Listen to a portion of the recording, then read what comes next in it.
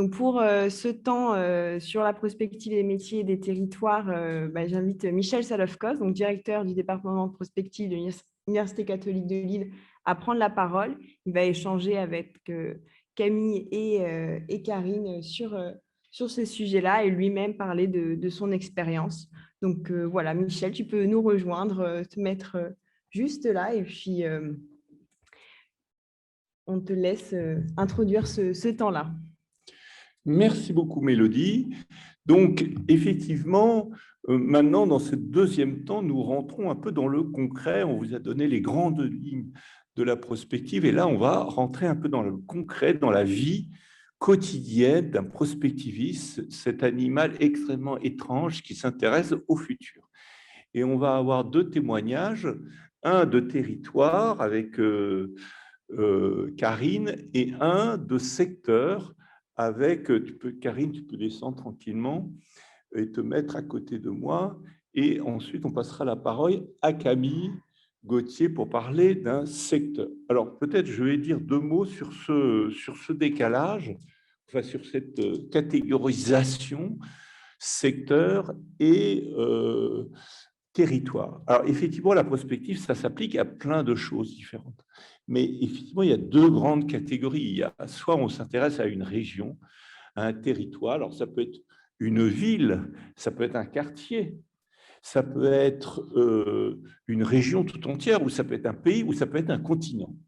Là, par exemple, depuis le début de l'année 2021, on s'est intéressé à trois continents, l'Amérique, l'Asie, l'Europe. Ces trois continents recouvrent une immense partie de la planète, mais aussi elles concentrent une grande partie des chercheurs, de la recherche et tout ça. C'est pour ça qu'on s'est intéressé à ces trois continents particulièrement, même si un certain nombre d'autres continents sont extrêmement importants, et notamment l'Afrique qu'on va étudier dans le futur. Alors, avant que je passe la parole à Karine Darby-Kupérou qui va nous parler de un cas extrêmement intéressant qui s'appelle les Hauts-de-Seine. Ce n'est pas les Hauts-de-France, c'est les Hauts-de-Seine. En France, il y a beaucoup de choses qui sont hauts. Il y a les hauts fonctionnaires, mais il y a aussi Hauts-de-France et Hauts-de-Seine. Donc, les Hauts-de-Seine, c'est une région qui est parmi les plus riches de France. Hein. Je parle sous ton contrôle. Et après, on va voir avec Camille une banque. Il va nous parler d'une expérience avec une banque dont je ne citerai pas le nom. Peut-être il faut garder le secret sur cette banque. Peut-être que Camille nous révélera le nom de cette banque.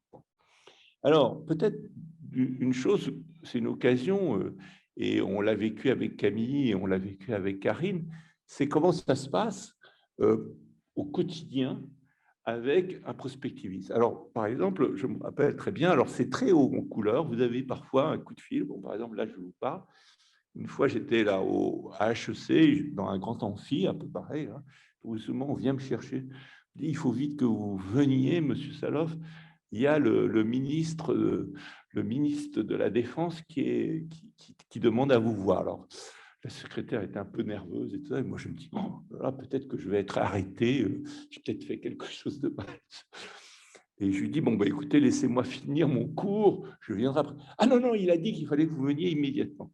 Alors, du coup, je m'excuse auprès des étudiants et je cours répondre au téléphone. Et là, on me dit, ah ben voilà, écoutez, monsieur Saloche, il faut qu'on s'organise très vite parce qu'on se pose des questions radicales sur l'évolution du ministère de la Défense, on a besoin d'un prospectiviste, etc.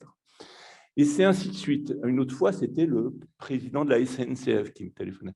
Une autre fois, ça a été, etc. C'est-à-dire qu'on reçoit des coups de fil comme ça, des personnes qui brusquement sont confrontées à des ruptures majeures dans leur domaine. Là, on fait facto dans le ministère de la Défense.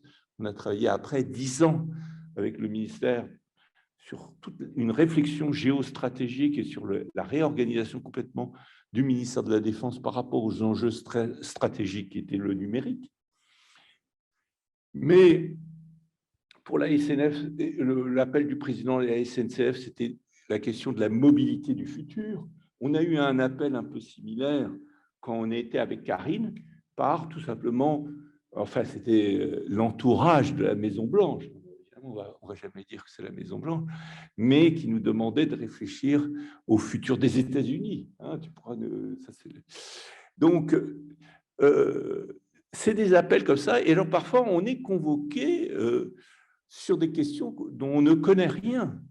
Je me rappelle avoir attaqué un champ absolument extraordinaire avec Camille, d'ailleurs. On me dit, voilà, le futur de l'animal. Je dis, pardon, vous me parlez de quoi? Oui, le futur de l'animal.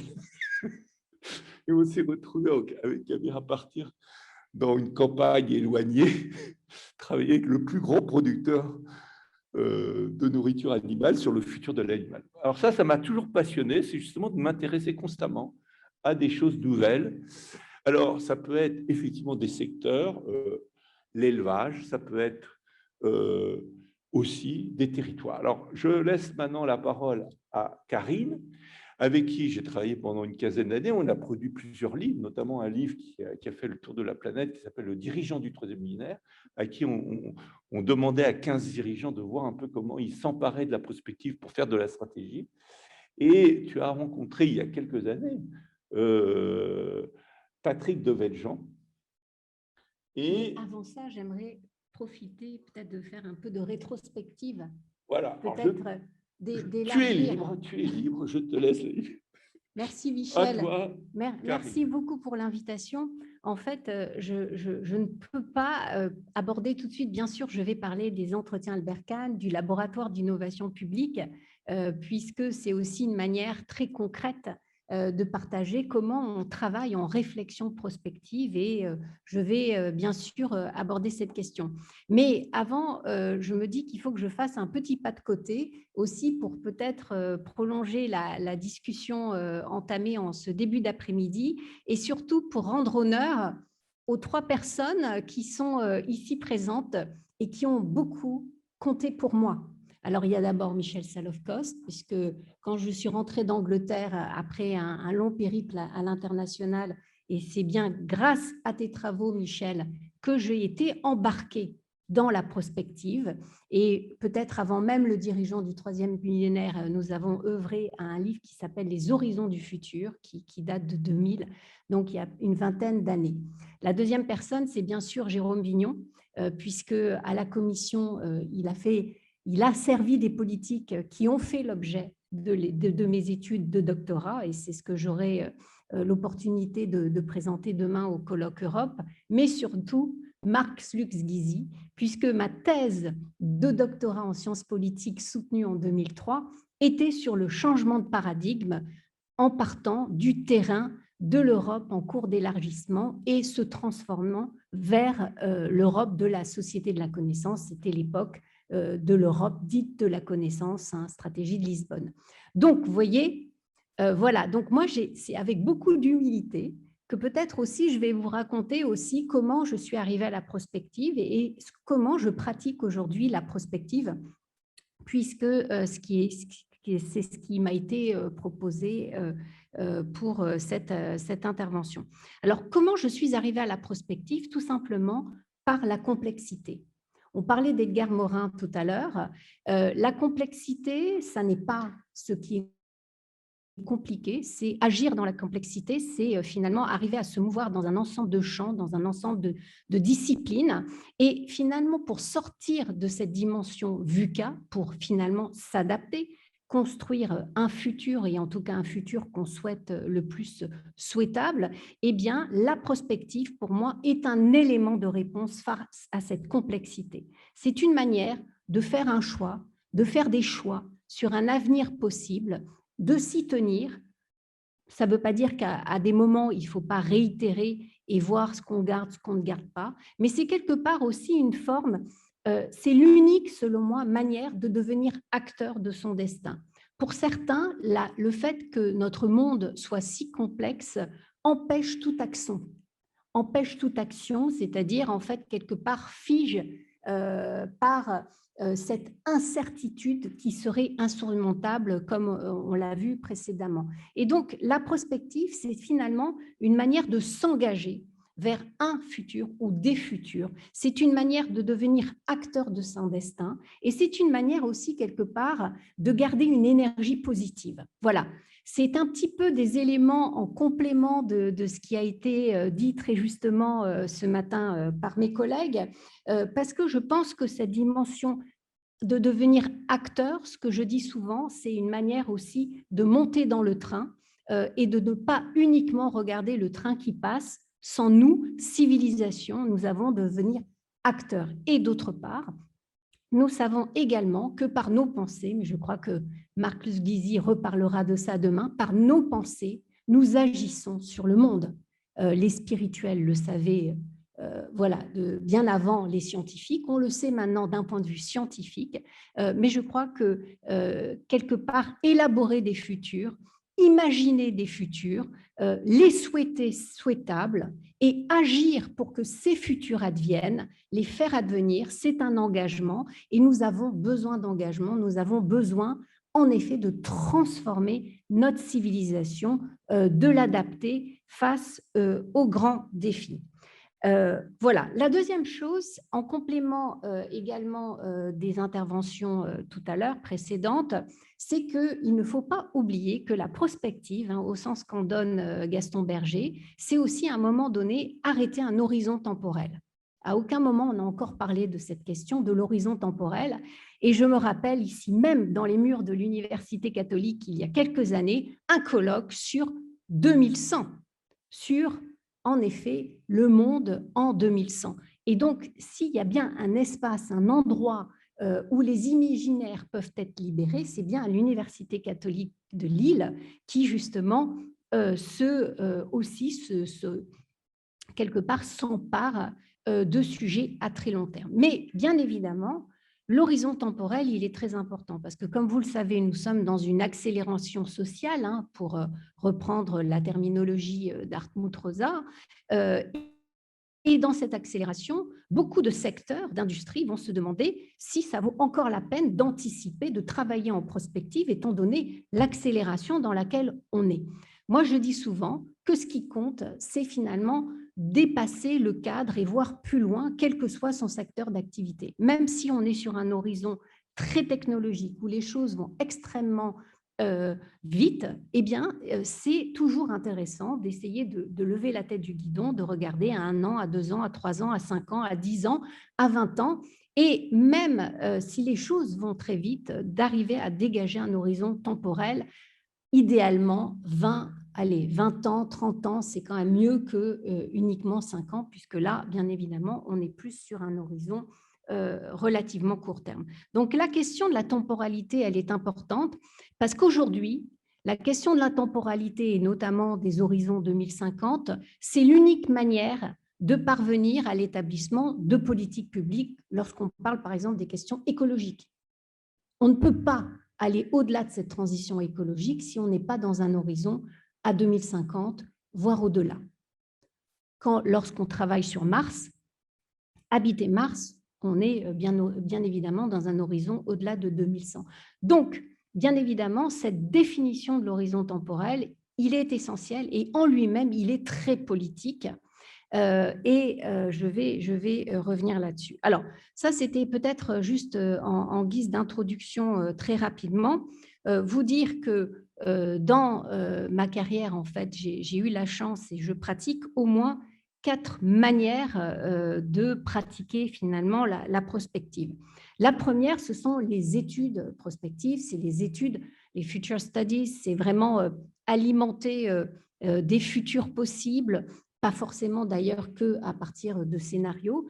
Et ce qui m'a vraiment fascinée, c'est ce que disait Michel tout à l'heure dans son introduction, c'est le fameux creuset profond, c'est-à-dire comprendre les évolutions socioculturelles et voir ce qui est en train d'émerger socioculturellement, puisque c'est à partir de ces évolutions culturelles que l'on peut voir l'évolution des usages en matière technologique, en matière écologique. N'oublions pas que derrière ces grandes mutations, qu'elles soient écologiques ou technologiques, en fait, c'est avant tout une question de culture au sens de valeurs, de comportement et de, quelque part, de comprendre ce qui anime culturellement les citoyens et les acteurs pour comprendre ces évolutions. Donc ça, c'est vraiment la première chose. Et dans ces études, n'oublions pas non plus que l'idée n'est pas de parvenir forcément à un seul futur. L'idée est véritablement de faire fructifier nos imaginaires. Il ne faut pas non plus oublier que la prospective nous sert à ça, à faire fructifier nos imaginaires. Et il n'y a pas un futur possible, il y a des futurs possibles. Et toute l'idée est d'essayer de voir quelles sont ces diversités de futurs et surtout le futur qui est le plus souhaitable par rapport à d'où on vient, quelle que soit l'organisation dans laquelle on est. La deuxième chose, c'est la prospective au service de l'innovation. Pendant 7 ans, j'ai eu la chance, grâce à Francis Jutan, auteur de La métamorphose numérique, qui a été le directeur scientifique également de Orange Lab, de France Télécom R&D à l'époque, d'animer le think tank Futur Numérique, donc pendant 7 ans, qui était le Futur Numérique, qui était le think tank donc, de l'Institut Mines Télécom et qui assemblait la triade des acteurs. C'est-à-dire triade des acteurs, il y avait des grandes entreprises comme Orange, comme Google, comme Alcatel-Lucent, etc. Et puis également les chercheurs de l'écosystème de l'Institut Mines Télécom et également des experts, des citoyens qui réfléchissaient à des horizons à 10-12 ans. Et là, ce qui m'a vraiment apparu important, c'est-à-dire pour anticiper l'évolution et l'impact sur les ressources humaines et sur les organisations de cette grande métamorphose numérique que l'on vit, c'est-à-dire de ces grandes évolutions technologiques, c'était important de procéder à ce que nous avons appelé le questionnement prospectif. Et là également, c'est un message que je souhaite partager ici cet après-midi, c'est que la prospective, c'est avant tout se poser les bonnes questions et essayer de générer le maximum de questions, le risque étant d'oublier des questions majeures. Donc ça, c'est un deuxième point. Troisième expérience, c'est la prospective dans les organisations. Et c'est vrai que, heureusement, un certain nombre de grandes entreprises, et je pense notamment aux grandes entreprises du CAC 40 ou des grandes entreprises privées, des grands groupes, mais aussi des grands groupes familiaux, se posent des problématiques de futur, d'évolution. Et là, ce qui peut être vraiment intéressant avec la prospective, c'est que la prospective peut nous aider à nourrir une réflexion sur l'impact des métiers et en particulier à préparer les compétences et les capacités de demain. Si on se trouve dans un horizon de 10 ans, 15 ans, 20 ans, on sait bien qu'on aura du mal véritablement à anticiper l'évolution des métiers. Par contre, on va pouvoir voir se développer un nuage de compétences ou de capacités à développer. Et ces capacités sont très importantes parce qu'elles permettent aux organisations de se préparer. Et donc, ça, c'est vrai pour les domaines technologiques, à commencer par les impacts en matière de ressources humaines sur les conséquences, par exemple, du développement de l'intelligence artificielle ou de l'IoT, etc. Moi, ce que je remarque, c'est que souvent, ces missions de prospective, si vous voulez, avec des visées RH, interviennent beaucoup sur les univers technologiques ou écologiques, pas assez dans le, je dirais, day-to-day business, et que souvent, la problématique vient par la nécessité de s'adapter à la digitalisation ou de s'adapter au développement de l'intelligence artificielle dans les métiers. Mais c'est déjà voilà, une autre expérience que je voulais citer. Et on voit que dans cette capacité des organisations à aller finalement solliciter un travail plus ou moins collectif de prospective, puisque là, l'organisation, l'entreprise peut finalement chercher à solliciter des experts internes, des experts externes, mais aussi à faire un cadre de développement de prospective plus ou moins large. Eh bien, là, l'idée, la question véritablement, c'est celle de l'adaptation, c'est-à-dire pas rester dans le VUCA, volatility, uncertainty, complexity, ambiguity, mais réellement préparer l'adaptation de l'organisation, c'est-à-dire imaginer des futurs et des solutions qui demain seront à inventer. Et le fait de travailler collectivement, c'est ce qui permet à un moment donné à l'organisation de trouver les solutions. Et puis le dernier point, et j'en resterai là, c'est le partage en effet de cette réflexion prospective qui est au département des Hauts-de-Seine, donc ce n'est pas la région, c'est le département des Hauts-de-Seine, qui existe en fait depuis 2012, puisque les rencontres, donc les entretiens Albert Kahn, le laboratoire d'innovation publique, ce sont des rencontres qui se tiennent dans la maison historique d'Albert Kahn. Albert Kahn, je ne sais pas si vous avez entendu parler de cette personnalité qui a vécu donc à la fin du 19e et au début du 20e siècle, qui était un juif alsacien qui est arrivé à Paris, qui grâce à un précepteur hors du commun qui était Henri Bergson, eh bien, a pu se hisser au plus haut, est devenu un des plus riches banquiers de la planète, a fait fortune, ne s'est jamais marié et a dévoué tout son argent pour financer des bourses pour les jeunes, pour que les jeunes puissent voyager à l'autre bout du monde, a financé aussi les archives de la planète, qui sera les premiers autochromes, et donc a dévoué en fait toute sa finance, tout son argent à ouvrir grand les yeux. Parce qu'il pensait qu'en effet, le monde était en train de peut-être de basculer, que les cultures étaient très importantes et qu'il fallait aussi comprendre l'autre dans sa différence, comprendre la culture dans le monde pour pouvoir pacifier le monde. Je vous rappelle, c'est vraiment l'époque de 1920, ça va donner naissance à la SDN, la Société des Nations. Et Albert Kahn également avait créé en son temps le Comité national d'études sociales et politiques qui s'est tenu pendant plus d'une quinzaine d'années autour des grands décideurs, des grands influenceurs de l'époque, mais aussi des grands scientifiques, des grands intellectuels qui réfléchissaient à des sujets tout à fait avant-gardistes. Et donc, cette idée du laboratoire d'innovation publique du département des Hauts-de-Seine, eh bien, c'est tout simplement de repartir de cet héritage d'il y a un siècle pour exactement faire la même chose et réinterroger l'avenir du territoire à 10-12 ans, partant non plus du monde de la société monde, mais de la société monde mondialisée, puisque un siècle après, nous sommes dans une société mondialisée, et voir les impacts que ça a au plus local, dans des politiques de proximité. Vous le savez, les politiques départementales agissent beaucoup dans le domaine du social, dans le domaine de l'éducation, dans le domaine de la voirie, dans de multiples domaines. Et donc, ce sont des rencontres. Donc, nous avons tenu 48 à ce jour, 48 entretiens Albert Kahn sur des sujets très différents comme l'avenir de la démocratie.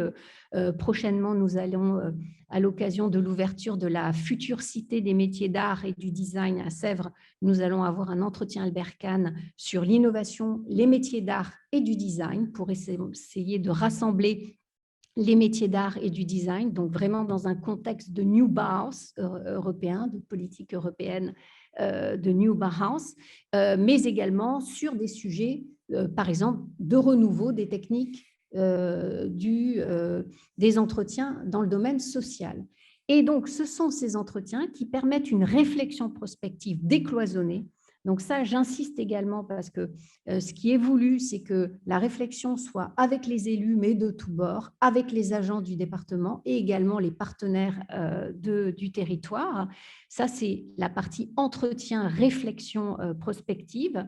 Et puis, il y a également la dimension d'innovation expérimentale. L'innovation expérimentale qui permet, en amont d'une politique, eh bien, d'essayer de trouver des solutions qui vont aboutir ou ne vont pas aboutir. Et je rejoins la question de la définition de la prospective, c'est que prospective, c'est aussi une prise de risque. On ne l'a pas assez dit, je crois, encore ce matin. C'est vraiment cette dimension de prise de risque, c'est-à-dire aussi d'avoir le droit à l'erreur. Le droit à l'erreur qui devient de plus en plus difficile à manœuvrer. Et donc, cette innovation publique expérimentale permet de renouveler, par exemple, des protocoles de prise en charge de personnes qui sont aidées, de bénéficiaires, par exemple, des aides sociales du département. Ça a été le cas qui nous a permis de revoir vraiment en fond en comble des manières de faire, de manière à beaucoup plus prendre en compte, par exemple, l'encapacité des bénéficiaires des aides plutôt que uniquement de donner des aides. Voilà.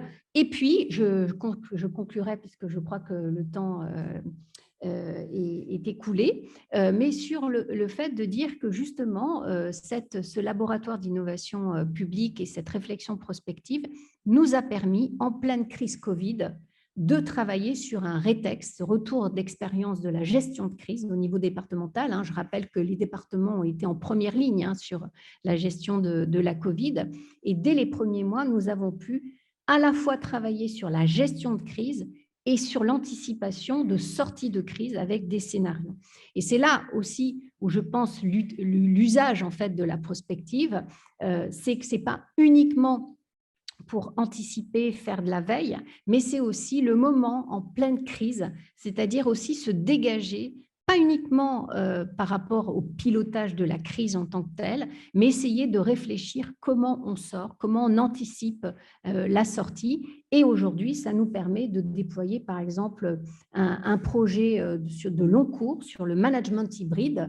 Vous le savez, avec cette crise Covid, maintenant, on sait que comme aujourd'hui, on va être en présence et à distance. Ça nécessite une totale réorganisation des équipes, ça nécessite une totale refonte même de l'organisation immobilière, du mobilier d'intérieur, mais aussi du parc immobilier. Et donc, voilà, c'est un exemple aussi de sujet de prospective qui est très concret, pour le coup, ce que ce projet de travail en prospective sur le management hybride. Merci beaucoup, Karine.